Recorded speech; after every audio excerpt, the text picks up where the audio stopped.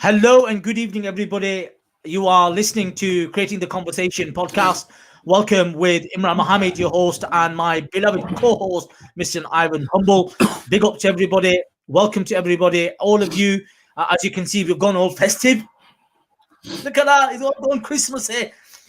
We've been talking about some things offline with my mate Ivan, and we've been talking and discussing about some aspects and elements which we will share with you today. Hopefully, there's a bit of a different type of vibe, different type of conversation. Hopefully, our intention are to let's have a discussion around something positive, something different, because in the world that we live in, all right, we always have a tendency only to look at one side. But I think look on the bright side of life. I think that's something that we need to look at. So today, our conversation will be around that. We're going to talk to you about some stories about the organization itself, Me and You Education, how we came to be, where does this come from, where does this drive come from, of working together, people from completely different backgrounds, complete different cultures, and etc., and how we found a way to come together, come onto the same platform, and to share our stories with you. Okay, that ultimately that's what it's about. It's about getting to know people, getting to know individuals, getting to know their backgrounds, regardless how in reality they may seem so far-fetched. But this is the power of getting out of your comfort zone and coming together, meeting each other, seeing each other as equals. My big man, my equal, Ivan Humble, how are you, mate? How are you doing today? How's life at your ends? I think you've gone all festive. You've gone all Christmassy. All right, my man. What's happening with you? Tell me, how's the family? How have you been? What's going on? I'm as always. Never complain about nothing. Family's all good. Daughter's buzzing because school until the 11th of January now, I think. So she's got an extra time off. So yeah, it's been, as most of this year has been, it's been challenging as well. Do you know what I mean? And I think the Christmas period, we need that little bit of hope for a little while, but then sadly, I think January will come down. So we just need that little bit of hope for that little bit of time. Do you know what I mean? See, I'm a man of faith, and I come from a particular background. May Jesus be God be pleased with him. In Arabic, his name is Isa. Isa ibn Maryam, the Isa, Jesus, the son of Mary. May God be pleased with her. So these are very significant personalities, individuals in my personal tradition. If there is any other faith, let me put it like that. If there's any other faith or any other religion which has equal or at the same par as Christians' love for these two entities, there's no other than Islam. You can find that. Come on. Jesus, may God be pleased with him, is mentioned 25 times more than Muhammad himself in the Quran. And Mary, of course, there's a whole chapter dedicated to her. How great of a woman she was and how blessful she was. And so the story of Jesus and Mary is a very significant one in my personal tradition. And I think you're right. These are individuals of great hope. And in these times, in times of testing times, my man, all right, this is something that we need to cling on to. These are things that we need to engage with. No doubt there's a commercialized aspect, commercialization, capitalism. We need people are getting out. They want to buy presents. They want to look nice. They got all this tinsely stuff going on and everything, which is a nice thing. There's nothing wrong with that. Celebration is part of human nature. And I think when we don't do that, when we don't engage with that, something dies inside us. And I think, my man, I know it's hard. I know it's difficult. But I'm going to keep on saying this. I hope I won't get sued for it. And I say this because I'm going to be careful. Because this line is from a very, very famous song, the Monty Python's. Was it 1979, The Life of Brian? And I always look on the bright side of life. And Ivan, I want to say something here, my man. I think it's a very British thing. I keep a very close eye on one of my guilty pleasures, if I may share with you, my man. Right, is comedy. I have immense love for comedy, and may that be. In fact, this is something that we need. I would love to invite one, high level, someone who lives this life, all right, who goes from one comedy club to another comedy club and who knows the scene, all right, and it'd be brilliant. It'd be brilliant to have someone like that. So, because being my guilty pleasure, one of the things I see is that with with comedians, they have a tendency to always look at the reality of life, but they look at the humorous aspect, or they make it humorous. They made it. I usually use the statement that they make it palatable. It can be horrific. It can be crazy. It can be, gruesome. You know what I'm saying, my man? It could be about death. It could be about killing, murder, pillage, whatever it is. But they say it in a manner. All right, the punchline, bang. You're like, ha, ha, ha, what is that? Now, but the thing is, this is the power of humor. This is the power of laughter. And I think when we lose that in life, we say we lose the salt of life, the taste of life. All right. So I think today's conversation is something huge, my man. And I know yourself, as a man who works with individuals who have had many atrocities in their lives. I know you do some work with our Holocaust Memorial Center. All right, give me something about that and tell me the positives that you get out of that, my man. Cool. Wow, where do I start? I've been doing talks there for the last 3 years. Part of their No to Hate workshops. It's just one of them places, right? I spoke at many of grand places in the last 3-4 years, but none come close to speaking at the Holocaust Centre. There's just something about that place. Yeah. It's overwhelming sometimes, do you know what I mean? Because there's been the odd time where I've been there on a Holocaust survivors there as well. Sat down and had a chat with them, and having a conversation with them is, I could sit there all day, every day, listening to them, do you know what I mean? But people like that have been through so much. I try to spread positivity after all that, do you know what I mean? That's what I take away from that place. Although there's a lot of bad there as well. And it is because under anti-Semitism, sort of yeah, it is hopeful, because I think because of anti-Semitism, because of Islamophobia, homophobia, xenophobia, racism, all of these ugly faces of humanity. And I think individuals who become, who are on the receiving end, who are the victims of all of these type of horrific, ugly faces. And I think those individuals, it's amazing, isn't it, that they are the individuals that show hope, show love, show compassion, show sense of brotherliness. And it's something which keeps me hopeful, as a human being in this world. All right, where there is trauma, where there is trial and tribulation, where there are problems, there are people are going through some major concerns, loss of money, loss of wealth, loss of job. All right, you wake up tomorrow, you go, your employer phones you up, yeah mate, that's it, no more job for you, that's it, you're done. You know what I'm saying? And that's really hard. Even then people, they get out, look on the bright side of life. You know what I'm saying? And I think, like I said, it's very, I'm gonna say this, I love this about the British. I'm gonna say that clearly, because we don't look at this side. And like I said, because I have that interest in etc., I've gone out of my way to look into how the British deal with certain very traumatic situations and circumstances. All right, I get it. There's all politics, and there's issues around a particular organization and people, and there's policies and whatever it is. Yeah, that's one thing. But as normal human beings, moms, dad, brothers, sisters, people in the community, people who are, working in the factory, taxi drivers, shopkeepers, working in supermarkets, working as doctors and nurses, normal human beings, bus drivers, whatever. They just want to get on. They just want to live. Do you know what I'm saying, Ivan? And I think it's really, I just want to put this in, because sadly, you have a tendency, all right, only to hone into the bad stuff. The good stuff doesn't become, mainstream news. It's not slammed on every newspaper. You know what I'm saying? And I think that's the problem, really, because we have a tendency to hone, and within the context of media and certain platforms, we only hone into the bad stuff because it sells, sadly.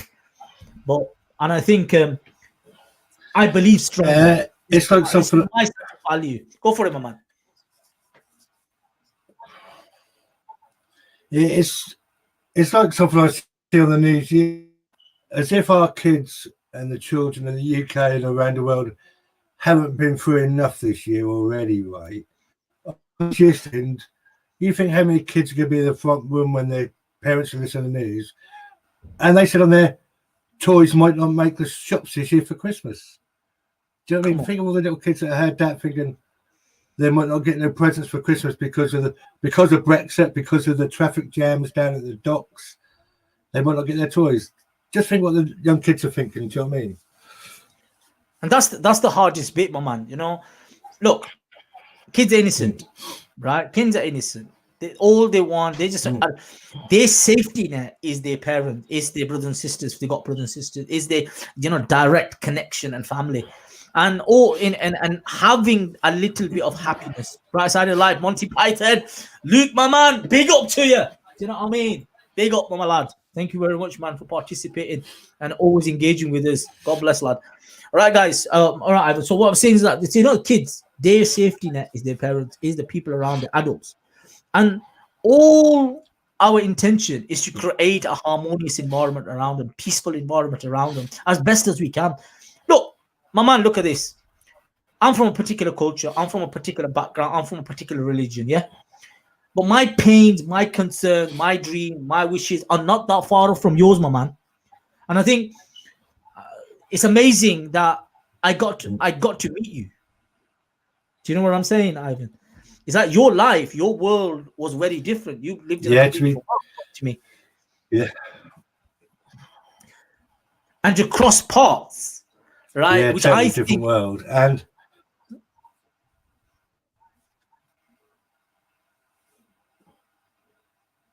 go for it, my man. It was bizarre, really, how it all happened by accident. Do you know what I mean? If I didn't meet Dia Khan and I wasn't filming a documentary for her, I wouldn't have come up to Manchester to visit that mosque that day. Right. So everything was fate. Do you know what I mean? It was all fate, and just my luck that Irfan, who I didn't know at the time, was the head imam at that mosque.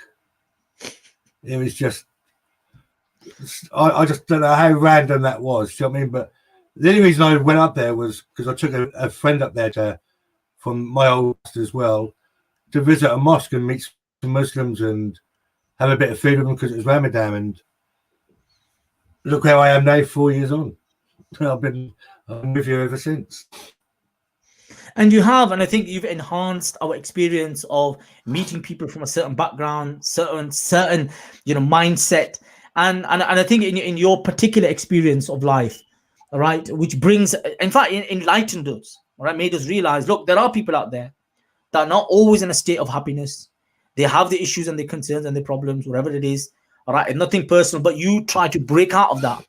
And you took this journey. And guys, the image that you see in front of you, this is the Me and You education website. All right, you can come and check out our story and our background as well. Do you know what I mean? And these two characters that you see are the founding individuals of the organization.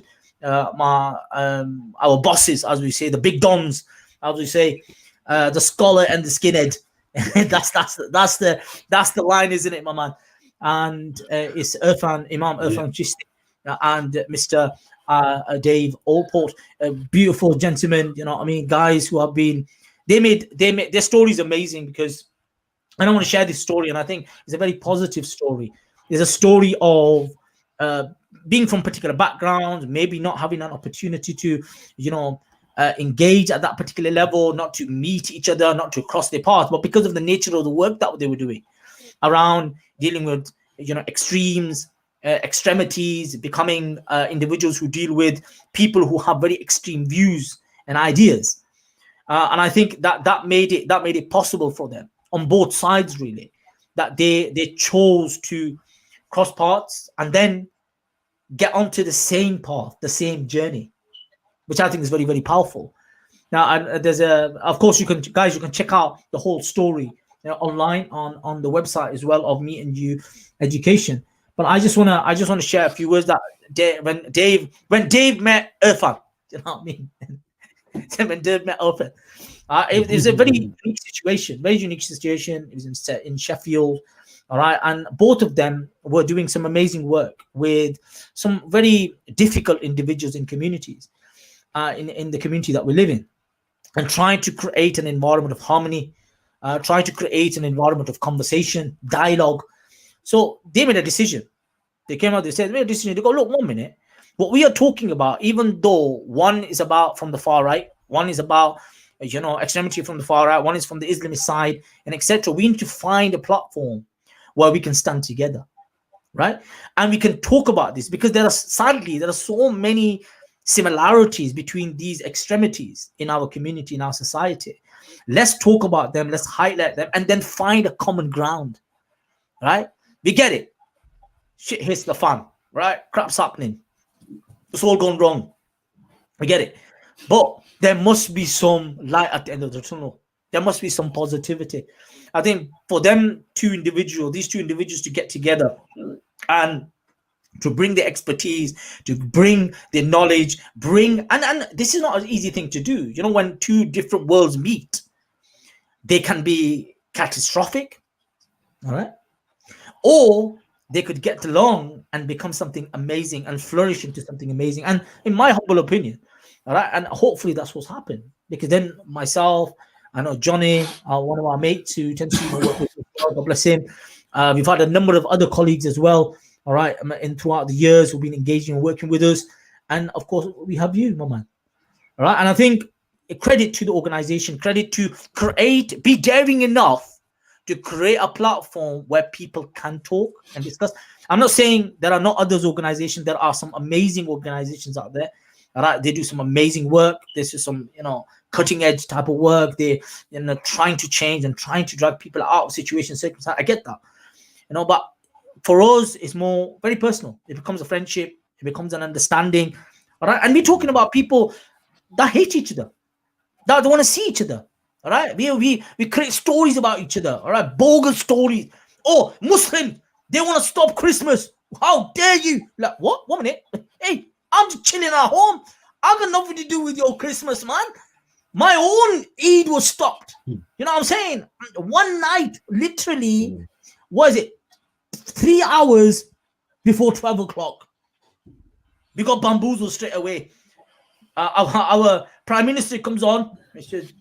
Boris Johnson turns up and he says, "No more Eid for you guys, you Muslims." I didn't say it like that, but what I'm saying. That's what he done. And that's a bit of a shock. He's like, "What? What minute? We got all these." It was only for the northern Muslims, though, wasn't it? The southerners still had theirs. Come on, don't give me that. That's another dagger in my heart, bro. I think there has to be equality, equity with everybody. You can't do that. The Southerners get a different type of treatment. What's going on? That's just wrong, bro. Definitely. What I'm saying is, look, there are shared experiences at this moment, and they're not nice experiences, all right? And I said this, it was really funny. I went work, yeah. Check this out, Ivan.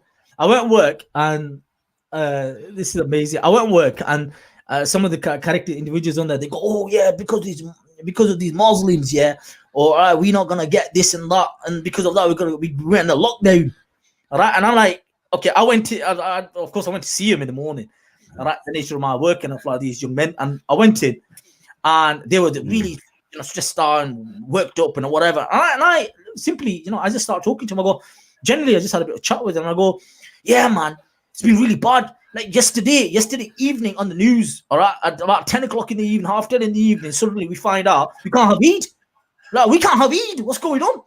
All right, imagine if that was Christmas Eve." I go to him, imagine if that was Christmas Eve. And suddenly your Prime Minister turns around and he goes, "Yeah, you're going to know Christmas tomorrow. No presents, no Santa, no nothing. And you can't go to each other's homes. You got everything prepared." And you're like, "1 minute. What? What are you asking? What are you asking?" Do you know what I'm saying? So when I said it like that, they're like, the guy's got, he's got a bit of a point. Right, though, isn't it? Do you know what I mean? But it's just that world we're living in, things uncertain, isn't it? We're just living in confusion. I mean, nobody really knows what's what. Do you know what I mean? And I think that's the main It's thing. like Yeah. it's like you met my mate Sue, didn't you? Remember the other week when we had a chat? She opened her pub up the other day. According to government guidance, the police turned up and tried telling her to shut it. She had the government guidance. They didn't really have a clue. Do you know what I mean? It's been chopped and changed so many times that the police don't really know what's going on because she was sticking to the government guidance. They didn't know what to say. Do you know what I mean? It's just as if everyone's confused. Nobody knows what's what, really. Do you know what I mean? But in times of confusion, extremists can thrive. Do you know what I mean?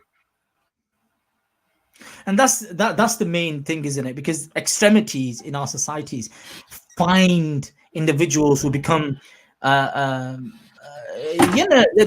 individuals are in a state of anger, frustration, right? I can't have this, I can't have that, and we have a tendency to blame others. But like you said, Ivan, and I think this is a very powerful narrative within the organization of Me and You Education as well, that we get it. Things happen, bad things happen, we get it, that's human life. But at the same time, you've got to get up, you've got to dust yourself down, you got to move forward. It has to happen. And I tell you, Ivan, my man, some of the individuals I get to work with, right, they do get to a place where they don't want, they said, you know what, I can't bother with this anymore, I don't want to live anymore, right? Then I have to have a conversation with them, not only myself but our teams. We have a conversation with them. We'll say, okay, what is worth living then? What is it? Do you have family? Do you have friends? Do you have something like aspirations? Do you have dreams? You have something that you want to make yourself of? And I think that's really, really powerful. Once an individual who's hit the bottom of the barrel, as we say, emotionally, psychologically, physically, right? They've hit the bottom of the barrel, and the only way, truthfully, is up. They can't go any lower. They can't go any lower. The only way they're going to go up is go upwards. And that's a very, very weirdly, very positive thing, because one knows I need some support and help. And that's when individuals who have a little bit of sense, I'll give you a simple thing. Because of COVID, this is really weird. This is a positive thing. That because of COVID, in our communities, in our societies, in our towns and cities, in our, on our roads, people start knocking on. They know, oh yeah, there's an elderly couple that live there. Oh, there's these, so there's a Muslim couple there. There's a non-Muslim couple there. There's people from Africa there. There's people from whatever it was, all right. And they were knocking on, and they're saying, "Are you okay? How you doing? What's going on with you? Do you need anything? If you need anything, give us a shout." And I'll be talking about people have been living there for 10 years. People living there for 10 years. They don't even know him. Yeah. You know what I'm saying? They don't even know him. 10 years, my man. And let me share with you, Ivan, my man. In my own tradition, and sadly, sometimes being in England, we tend to fall into the cultural aspect. We forget our traditions. In our tradition, right, one of the key and important part is to get to know your neighbours. How your neighbours doing. And I've got to say, Corona, how bad it is, how evil it is, how difficult it is. I'm going to say this much. I know my neighbours. I got to know them. Had a bit of laugh with them, had a bit of chat with them. How you doing? You all right? What's up to you? What are you up to? It's like, whoa, a minute. I've never had a conversation with these people before. Or they never laid on. Suddenly, you're stuck at home, same experience, shared experience, even though it's a bad one, it shows the positive side of humanity. Do you know what I'm saying? What are your thoughts on this, my man? Yeah, and we've said that before. We've said that before on here, haven't we, about when COVID first started, that connection of common ground and helping each other, getting to know each other. And look at us now.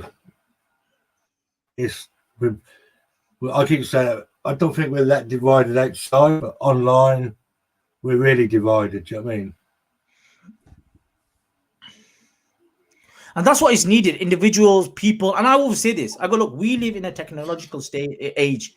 We are people who have real stories. And hopefully, that's our intention on Me and You Education, the podcast, within our Twitter, within platforms like Facebook and etc. Our intention is to bring good stories, good people, individuals who have, they're resilient. Crap has happened. You know what I mean? Life hasn't, dealt them the correct, cards, as you would say. They've not been dealt the right cards, but they get on with it. They get on with what life has thrown them. And I say, looking at the bright side of life is highly important, because if we want to move on, if we need to find the light, if we need to get out of the rut that we're in, there's no other attitude than this one. Yeah, man, crap's happening. You know, I'm gonna get up and I'm gonna do something about it. And sometimes that's what it takes. Or if you can't do it on your own, there are people, there are stories, that people inform you about, tell you about, and hopefully, like on this particular platform, on other platform, our full intention with me and you education has always been this, bringing stories together. Even look, my man Ivan, when we just done a school, yeah, you just done a school where we did a workshop, right, just last week. Oh wow, it was a primary school. We did it online. So coronavirus stuff and keeping all the distance and all that. Yeah, but you have always said this, and I'm going to ask you a direct question now, and I want you to tell our viewers, tell our listeners. All right, my man, how is that experience for you? Now, this is something different. Ivan, when you are working with young children and you're talking about your life and you're talking about what's happened, what goes through your mind and what happens to you? Come on, man, give me that. Cool. Wow. That's a hard question to ask, because depending on the age, do you know what I mean? That we were with year 7s the other day, weren't we? I think, or year 6s, weren't it? Year 6s, yeah. But I think the day before that, age group. Yeah, actually, that's how I got confused. I've done 2 schools this week, but yeah, when you talk to the youngsters, it's, although they don't know some of what we talk about or what I talk about in my story, it's like the dialogue part, the bit where I talk about my kids, and I just think that it feels good inside, because I think I've not empowered anybody, but I've sown seeds that dialogue is positive. Do you know what I mean? That we can't go around labeling people and shutting people up just for the sake of it. Do you know what I mean? And this has been a problem since Brexit, when people voted leave online. Everybody who thought different was called. We're in a position now where we talk about the far right all the time, but they're not talking about the real far right. They're talking about people that are mixed up and labelled that because of a decision they made 3 years ago in the vote. Do you know what I mean?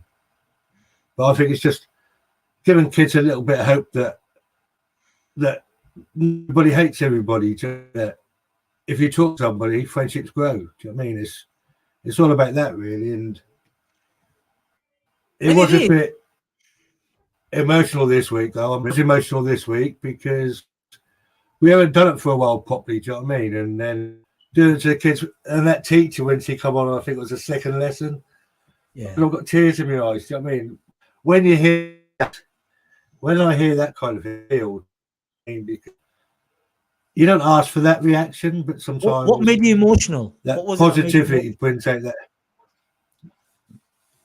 I think when I say how much of a crap dad I was, do you know what I mean? I think being so brutally honest about that part of my past is hard for a man to admit. Do you know what I mean?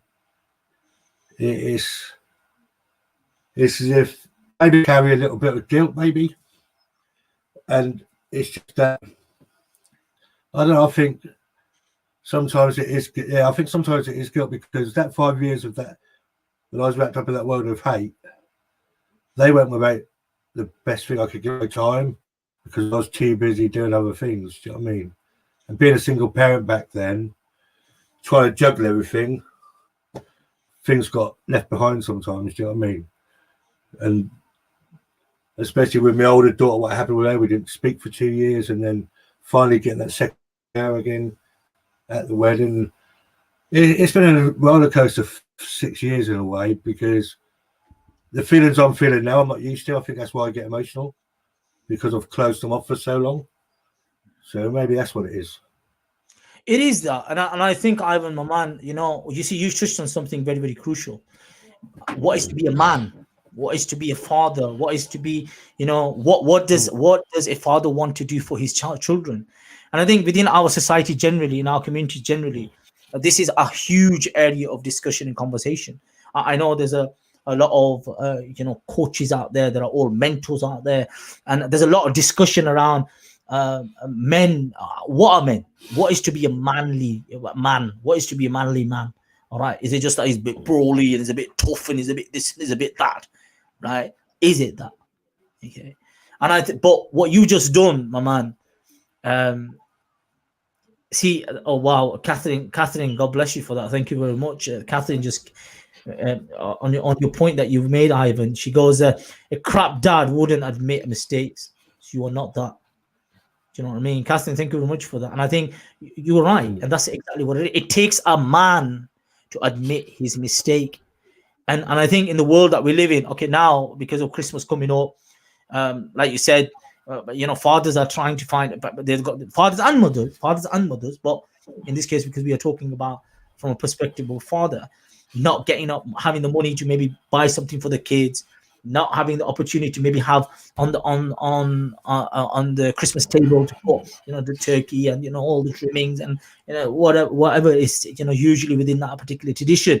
But that doesn't mean that they're not dads. That you're not dads. It doesn't mean that you don't love your kids, right? But I think, and I concur with what Catherine just said, and I agree with her that it does take a, even though you make a mistake, but it takes a father, a dad, to admit that.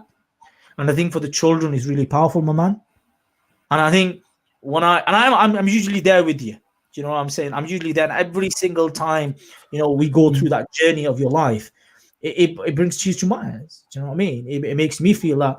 And the tears are not, let me be clear with it. The tears are not that you were being like this with them. The tears are there because when I see the change, when I see that they came back to you, I see that they love you, I see that they care for you, I see that you've had, you went through all of that. You made your mistakes, and you're not saying you're infallible, that you're not going to make any more mistakes in your life.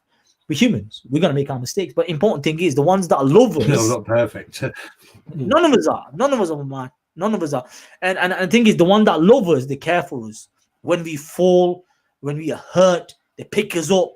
All right, they look after us, they care for us, and it's mutual, and it works both ways. I want to ask you, Ivan, my man. When we do workshops like this, of course, there's an emotional element and etc. But one thing I've seen in you, and I'm going to mention this, guys, and I think you guys need to know this, that for a man who's gone through particular type of experiences in life, getting out there, being brawly, drinking, getting out, these Muslims. Sorry, that hit the spot. Sorry about that. And these Muslims, whatever it is, suddenly, he's in front of 10, 15, 20, 30 kids, and sometimes hundreds if you do assemblies. And I'm going to say, man, not only your story, but the interaction that we have, a bit of a banter that we have, it really shocks them. Once they find out who you were, come on, share that. Come on. Come on. You share that with our listeners. Come on, man. Yeah, well, Irfan started that off, didn't he? Do you know what I mean? On the spot, as soon as we start, really, I have to tell him, he has to think of the truth. I hated him. I thought Islam was backward and lots of other things. The kids are just staring at me. Do you know what I mean? I'm stood there feeling like the bad guy. And you got, like when we were in Manchester at school, we did have 500 kids in the assembly. Do you know what I mean? They're all staring at me. Well, my first one was really nervous, but then when you or FM run up to me, give me a hug, it's that shock value, I think, that makes what we do so good.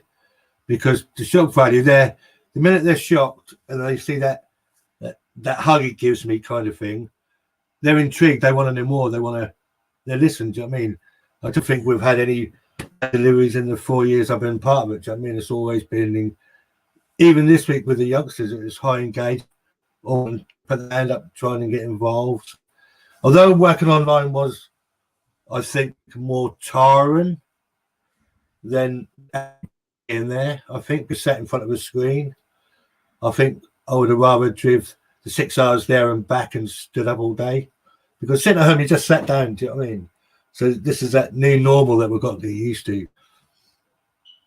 And to be fair, when I finished that, I had to lay down my head. Do you know what I mean? Because we sat there 5 hours, five 1 hour workshops, weren't it? And you're just staring at a screen for that long. It tires you out. You don't realise. And you're right, and I agree with you. I think even Irfan had to have a lay down on the tube.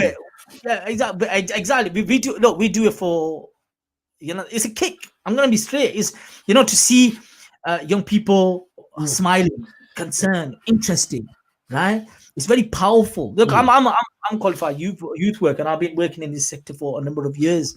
And in fact, that's what really, really pushed me to do certain work around, working with prisoners and working with individuals who get up to certain, mischievous activities. But it was about coming back, working with communities, working with people on a certain level, on the grassroots level, right? Getting opportunities to at least finding pathways for opportunities for them. And I agree with that. I have the same sentiment. I have the same experience as you. When every single time, you're right. Look, my man, just to have you, myself, or you, or another fan, or Johnny and me, or whatever, whoever it is, to have people from two different worlds standing together, and suddenly they find out that this guy used to hate these people. It's like, what the hell happened there, bro? What changed you? and that's what's brilliant. And I think that's real. It really happened. It's not that we, made up a story and you know what, we've just thrown you in. No, come on, man. Your life is online.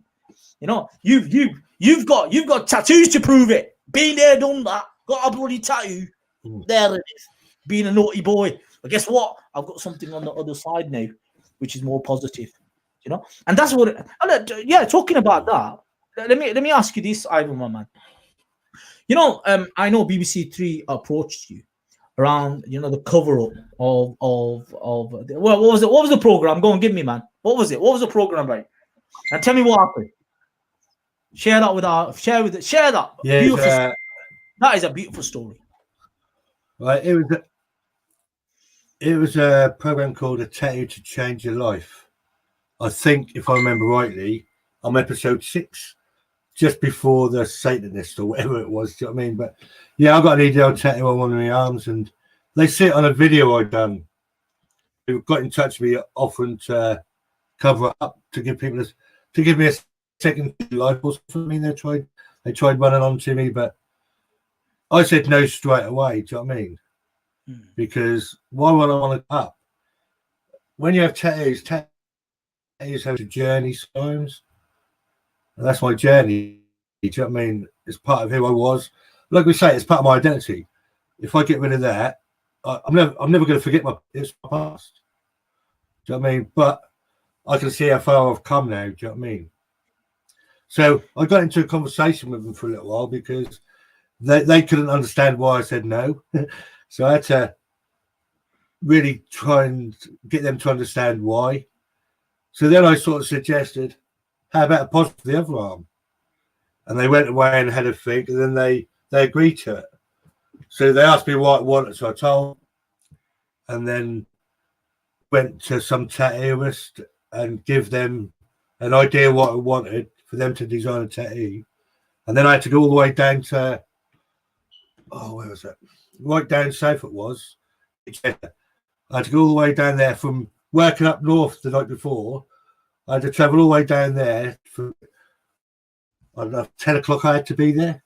So I didn't get much sleep that night. And I had sat in the chair for about 3 or 4 hours, a bit of dinner, and then the train journey home. About another 9 hours. Literally in the tattoo shop for about 4 hours. Do you know what I mean? Right. All that traveling.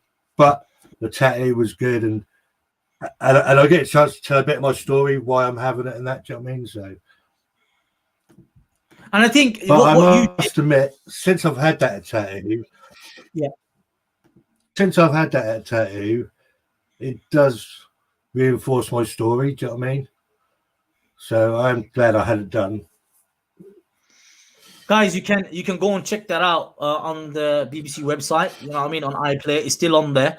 All right, the whole story and the way Ivan had already got Saud on one side and they got on another side. And I think Ivan, you know what you did, which I think as individuals need to hear this. One of the key things when we go for our presentations and workshops and etc. within particular schools and setup, one of the things we keep on banging on about is, yeah, 1 minute, guys, you can't forget your past.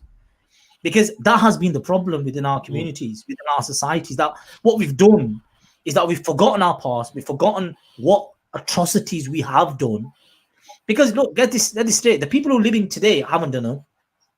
They haven't done them. We're not saying you've done them, mate. You know what I'm saying? What we're saying is that there have been people who say they're British or say they're English or they say they're European or say whatever they are, right, had done some not nice things, right? And weirdly, we have a tendency within our academic education system that we don't talk about this. We don't talk about colonialism. We don't talk about imperialism. We don't like discussing things around, the transatlantic slave trade, right? And how Britain had a massive hand in it. We don't talk about this sort of stuff. But the countries that were impacted by this, in Africa, in the Far East, in Arabia, in the Middle East, or any of the in South America, individuals who were taken there, they know about it, they speak about it, it becomes stories that are shared by generation to generation, right? From grandmothers to the kids, and etc. They shared, and what happens is that hate, that animosity exists. It does exist, and the problem is that particular state of mind of what state of mind is created, and that person becomes vulnerable because they've had this hate, because they have this particular narrative, and the community they're talking, they go, "Oh, you British done this," and British are like, "We don't know about what the hell are you talking about? We've given all this nice stuff to the world," right?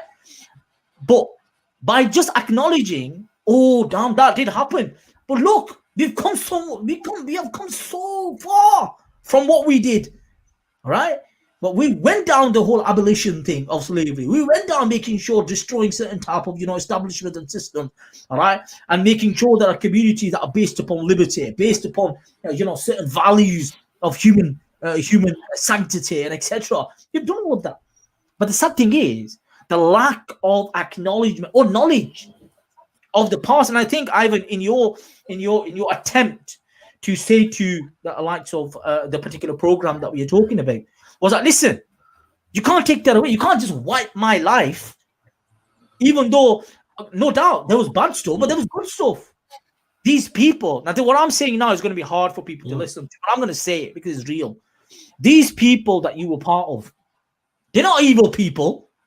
They're human beings, man. They're human beings.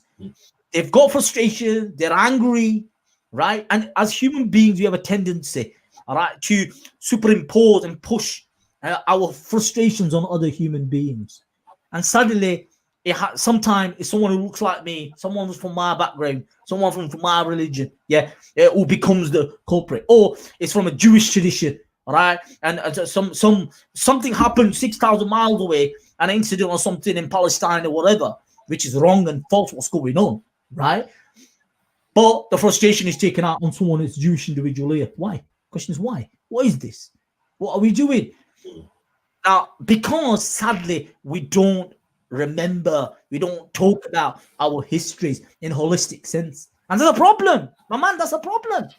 And I think for you to, and that's why I wanted you to do that, because I think what you said to him was powerful, in my opinion. You say to him, look, I want to keep this, so I can look at that and say, I came from here, but I got to here. I came from hate, but I found love. I came from disunity and came towards unity. That's powerful, man. And that resonates with human beings, I think. And that's, in fact, and I'm going to say this, my man. Today, because of Christmas, because of what's happening in England, because of coronavirus and all, we need to stand together. In our communities, if there are individuals that need support, there are individuals that need, food, there are individuals that need, even to knock on, happy Christmas to you. Are you doing? You all right? What's going on with you? Oh, we had a good festivity. Good on you.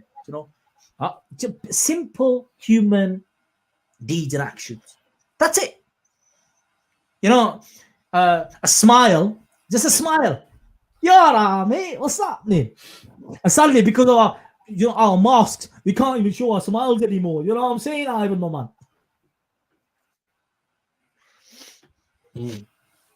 It is right. I think there's a part of the community that's broken. Do you know what I mean? And I think the reason I do what I do with so much passion is because I think we need to create a resilient community. Once we get a resilient community, it's resilient to anything else. But we've got to get that unity back into the community. Do you know what I mean? And the only way by doing that is working together. One side or the other can't do it. You've got to do it together. Do you know what I mean? It is, and I agree with it. It has to work from all sectors of society. You know, it's look, you don't clap with one hand, do you? Unless you're hitting the table. You clap with both hands. You know, that's how it works. That's how life works. Now, of course, if I'm going to move forward one step, I would at least expect the other one to at least move one step. You know, that's how it works. In human interaction, it's a very important part. You know, to remove hate, remove fear, remove these type of aspects within our society. Someone has to break the mold. Someone has to be daring enough to say, you know what, 1 minute. I hate these people, I don't like them, but I've never met a person like that before in my life. I'm hating them without even knowing them. And I think, Ivan, my man, I think that's a very powerful, another very important part of your journey, which was, I think, phenomenal. Like, I don't know what got into you, and you. Okay, give me that one. You know, I think that'll be a brilliant, way of looking at that. A person who went on knocking, instead of finding hate, found something else. You know, your experience in the shopping mall. Give me that. I think that's brilliant. Amazingly profound that is. Yeah, when I met Keneal. Yeah, we were shopping in Norwich with my kids, and when you're a single dad or a single parent, it's like when one of your kids want to go. It's a nightmare. So we found a place called the Forum, which is a library, and one daughter was on the toilet, me and my lad were outside, and I just see a couple of Muslim women with headscarves walk past in a weird, not stalkerish way. Just inquisitive, really, because I'm from, do you know what I mean? So I followed them up some stairs, and they walked in this room with big glass like windows and doors. I brushed past the window, I knocked the window, and everybody turned around and looked at me. I'm just stood there thinking, oh God, what do I do now? Do you know what I mean? Like 40 people staring at me. And then Keneal, this little white Muslim guy, through the door, and when he gave me a hug, it felt a bit uncomfortable. So I said to him, I was trying to intimidate him and get him off me, but he let go and then just give me a handshake straight away and just said how happy he was to meet somebody like me. So we started off chatting, and we didn't always agree. I mean, this is going to sound really disrespectful, but I'm honest, and Keneal knows this. And yeah, I honestly thought after 6 months of chatting to him that I was more knowledgeable than he was on Islam, even though he'd been practicing for 16 years. Do you know what I mean? But it wasn't until I met the next Muslim guy that I was really challenged properly. Do you know what I mean? Because he prompted my interpretation of Islam back then. So yeah, but think probably about my you. daughter's fault that I started to change, really. Yeah, and it is, and I think this is really powerful because, in a way, if you think about it, you're inquisitive. You're like, "What the hell are these people doing? These ladies with his headscarf and all?" So you turn, even though maybe it was your. I'm gonna be careful in saying this. Maybe it was your hate that got you to the door, but it was, this is what I mean. It works both ways, like you said. It works both ways. If Khalil had turned around and said, "Yeah, you EDL, you blah blah beep beep blah blah blah, get out of my face," I'm telling you, there would be some punches flying, isn't it? But he didn't do that.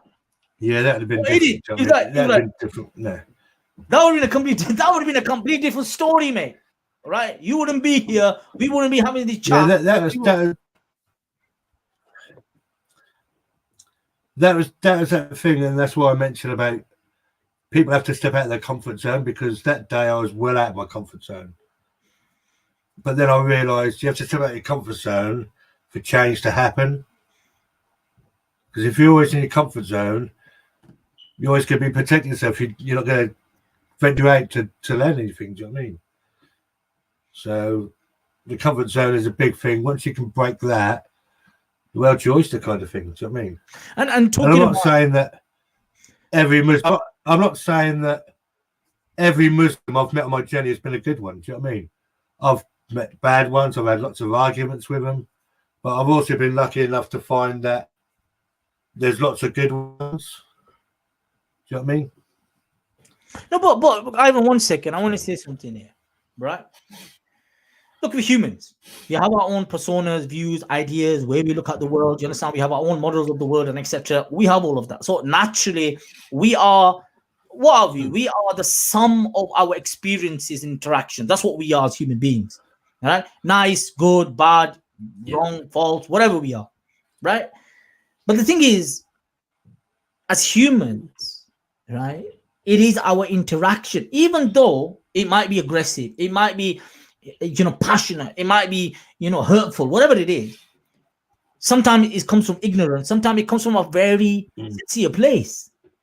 It comes from a sincere place. Now, see, this is really difficult. I believe, God bless her, dear Khan mentioned this, that by questioning, by talking to people of extreme, right, I started to realize that they are generally coming from a very sincere place, right? They're trying to protect themselves. They're trying to care for their kids. They're trying to, look after their wives. They're trying to do, and at the same time, they have this, really massive worry, concern, fear that the world around them, what they see as normal, is collapsing, right?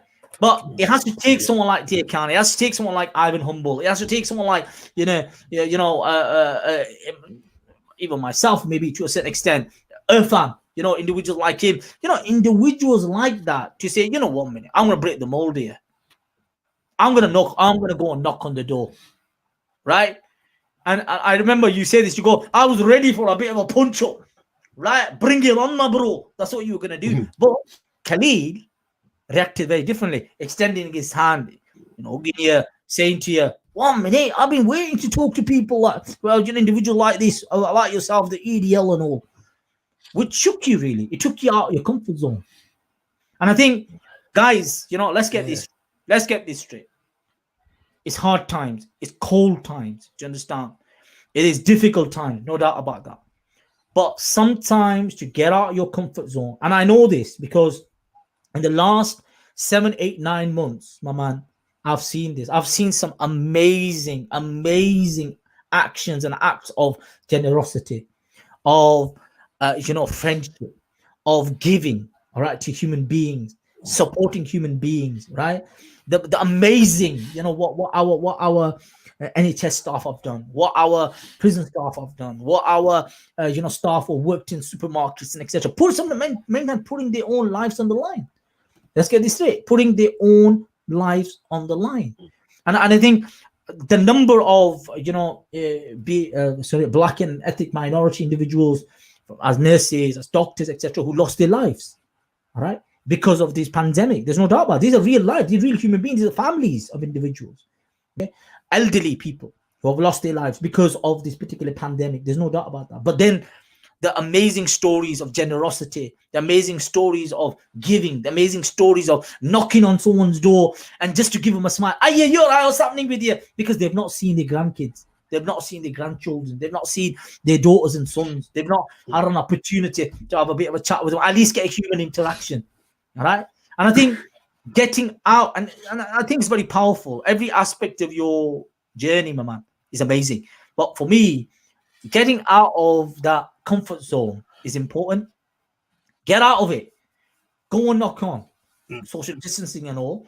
Hi, how you doing? You're all right? What's going on with you? Good morning. Good night. Have a good evening. Whatever it is. Happy Christmas to you. Hope it goes well for you. Good festivities. Happy New Year. I hope we can stand together. Even hard times, look on the bright side of life, my man. What do you think? Hit me with it, Ivan Mama. Oh, always. Always. That's the only way to do it. You've always got to look at this rather than the negatives. That's one thing I've learned about my journey. Do you know what I mean?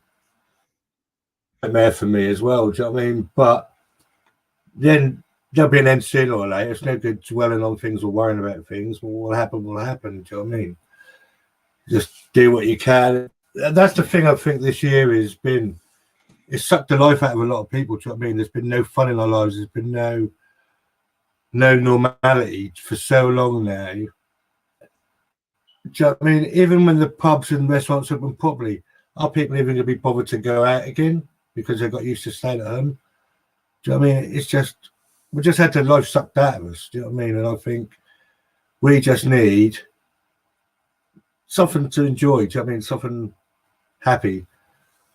But with the thing extended another month, it's not looking like it, is it? Do you know what I mean? So I think the first 3 months of next year, much the same as now. Do you know what I mean? Sadly, it is, my brother, and I think keeping that in mind, that it has been difficult, it has been a journey and a half, but it has been a shared experience. It has been common between all of us, regardless of our cultures, background, religion, ethnicities, nationalities, countries. Didn't matter where we were. Didn't matter what, right? Every single person got impacted by this. Now, the virus itself has not discriminated. The virus not discriminated. It doesn't care what color of skin you've been. Doesn't care what religion you are. Doesn't care what ethnicity you are. Doesn't care what language you speak. Doesn't care if you like pasties or you like chapatis. Don't care. Don't care, my man. Do you know what I'm saying? Guess what? The coronavirus has united us. Weirdly, should have united us. All right, should have done it. But this is the thing, as human beings, we always go to our base human traits, don't we? You go back to fear. And Luke, my man, has made a very good point. He goes, look, it is about fear. It's not hate, but it's fear. And in response to that, what I'm saying is the best way to do the best way to deal with your fears is to face your fears, my man. Yeah, I think you're right there. Face your fears. Somebody's got to break the circle away. So I think it's up to each of us to try and break the circle. One person can't do it alone. Do you know what I mean? It's like if you look at this, help 200 to 400 people out of the clan. Do you know what I mean? That's just one person. If there's 10 double doses, if there's 20, think of all that work that would have been done and dusted by now. But year, it's probably set us back 20 years. It has. It's back to basics, most of it. Do you know what I mean? It's no good looking at new cat now. Just look at the old ones because that's now. Build cohesion project. Basics. That's what you need. None of this complicated rubbish that didn't work. You just wasting money. Do you know what I mean? Yeah. Try to put that money. Stop looking for the boogeyman and start looking for solutions. We've been, yeah, mate. Just something. We've just had a friend of ours who's saying to us, I want you to sing. Always look at the bright side of life. Oh, God. I had that before we come on. Do you know what I mean? I'm like, okay, my vocals are not nice. My vocals are not nice. You know what I'm saying? You know, I would have put on. Look, that's what my intention was. My intention was. I know. I listened to him. No, hear me. And my intention was to put on. Okay, look at the bright side of life. You know, by Monty Python. You know, Life of Brian. I wanted to put that on initially, but then in the online world, you got all these things. Oh, you got to be careful in this and that because whatever it is. I wanted to do that. And I'm going to be blunt. I don't have the vocals for it, mate. unless we can bring someone on. I know, I heard earlier. Sorry, mate? I said, I know, I heard earlier. Yeah, you did. Hey, come on. Come on. Don't kill me, bro. Yeah. Don't kill me. I'm truthful. You know what I mean? No, you're a bit too truthful. Come on, man. My feelings, bro. Don't kill me. You know what I'm saying? It's lovely. I could have listened to it all night. Oh my god! Now you're really rubbing it out. You know what I'm saying? Oh my god! You guys, man. It definitely wouldn't send you to sleep. I know that. Put it like that, It it'd be too definitely scary. That's what it was. Like, that's what it was. That's the sound it was. The reality of it.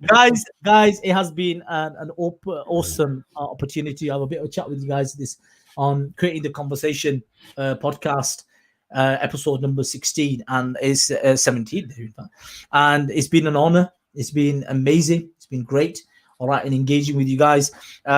We are coming to, of course, the end of this particular year. There are no doubt there are some very sad stories out there. There are difficult stories out there.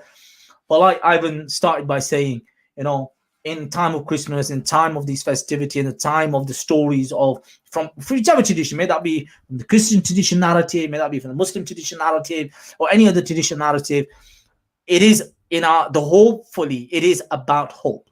It is about finding the light in the darkness, right?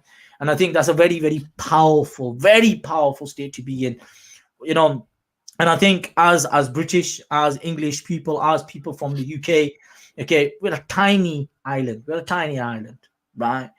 Now we've detached ourselves from Europe, and in January, of course, business and etc. have to go all independent, and all of that stuff going on. We're not entirely sure. Everything's in the air. There's no doubt about that. There's so much unsurety. There's so much confusion. There's no doubt about that. But the amazing thing is, and I'm going to be very clear about this, knowing the British psyche, knowing British people, knowing how this attitude, you know what, shit happens, crap happens, things go wrong. You know what, I'm going to get up, put myself down, I'm going to keep on walking. And I think that's huge. Regardless of what part of society you're from, guys, it doesn't matter what background you are from, this unites us. At the moment, that's who we are. I can scream and shout, this and that and whatever, but it's a very important part of my identity, my belonging, being English, being in Britain. It is. Even the bad bits, even the nasty bits, I'm going to be blunt. It is. And I know that history. And it gives me cringes, you know what I'm saying? I feel really awkward sometimes. But I have to deal with that side. I have to become educated about it and knowledgeable about it. And our attempt on one of the attempts, this is just a very simple attempt. That's what this is, guys. We're not saying, oh yeah, what the hell? This is the way to go. We're not saying that. What we're saying is, come on, let's have a conversation. Let's have a chat. Let's find out what's hurting. Why are you hurting, my man? Why you got the pain? Why are you screaming, my man? Why are you doing it? Tell me. All right? Is it my face? Okay, I can't change my face, but I can tell you what's going on inside, my man. So hopefully, let's find hope in times where there is bleakness. Guys, get out of your comfort zones.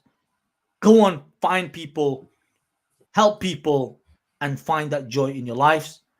Big up to all of you. I'm going to leave the last word to my main man, Ivan Humble. Go for it. Just reinforce what Imran said, really. Just go be a good neighbour. Big up, guys. Be a good neighbour. Look after yourself. Have great festival period. Have a good Christmas and a happy New Year to you. We are going to see you. I think we are going to do one more, right, before the end of the year. Hopefully, it'll be a slightly different mood. It'll be a slightly different discussion. It'll be about talking about the future, talking about what's coming up, talking about what our view, what we want to do in the coming year. Hopefully, we can stand together.